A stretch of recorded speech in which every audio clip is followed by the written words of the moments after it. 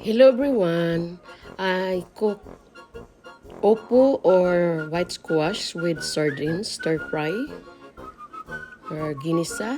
It's very delicious and very cheap recipe. So you have to try guys and subscribe, likes, and please leave comment. And don't forget to push the notification bell so every time I upload my video you always update it.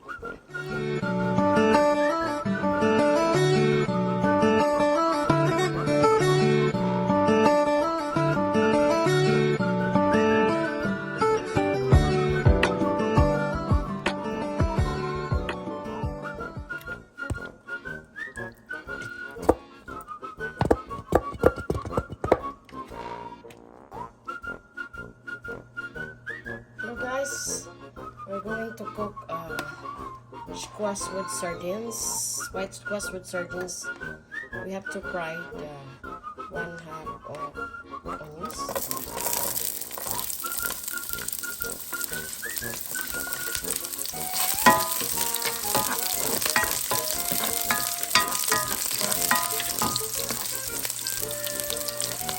And then 3 cloves of sliced garlic fresh.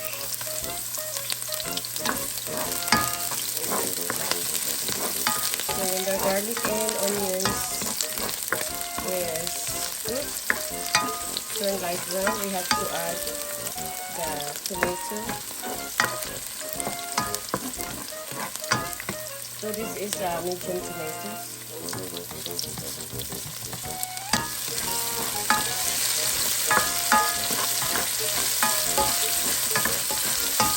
And this is the sardines. Very cheap and simple recipe. And medium tomatoes.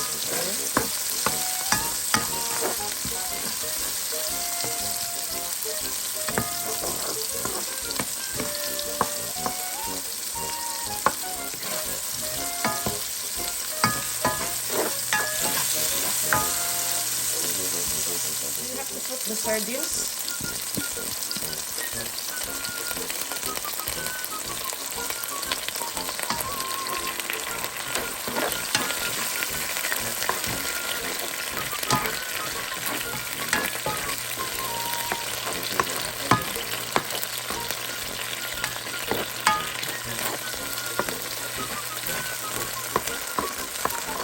Of course, the white squash, or we call opo.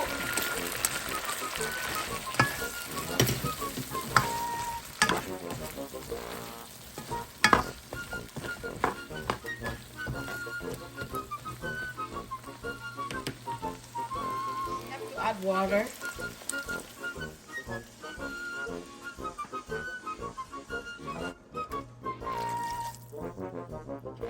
Little bit of water and then sugar.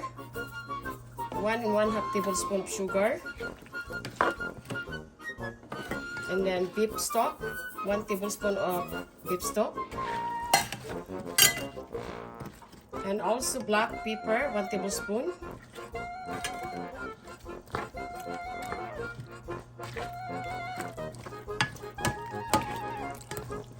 And 1 1/2 tablespoon of dark soy sauce. So this is all the ingredients guys, and then we have to simmer it until the vegetable is cooked. Very simple and very delicious recipe and very cheap. Come back later. Hello guys, we're going to check our vegetable. So as you can see, it's very delicious and cheap. Okay.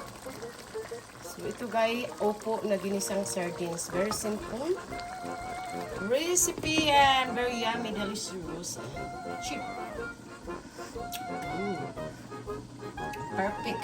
The taste is very perfect guys. So we have to more boil it until they get soaked.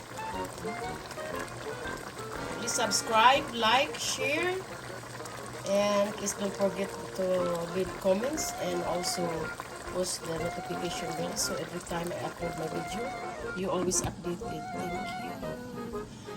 See you.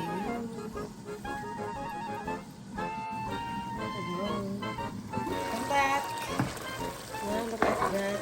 Our white squash or oppo. It's getting soft now and almost cooked. So as you can see, guys, bird. So leave it cook more.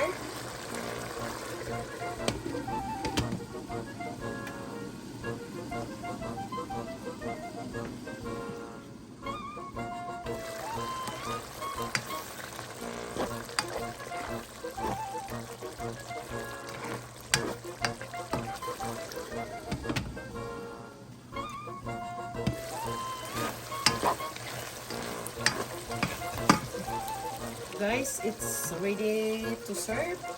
Our stir fries, wet squash or oppo with sardine is already cooked. So now we have to put aside in a clean plate and we have to taste it.